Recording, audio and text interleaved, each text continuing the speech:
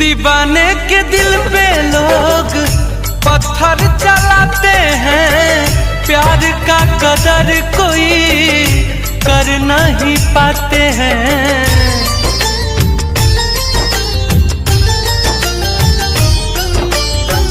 दीवाने के दिल पे लोग पत्थर चलाते हैं, प्यार का कदर कोई कर नहीं पाते हैं।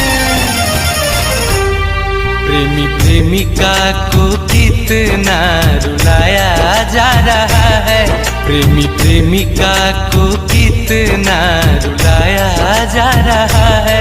क्यों मोहब्बत का नक्शा मिटाया जा रहा है, क्यों मोहब्बत का नक्शा मिटाया जा रहा है।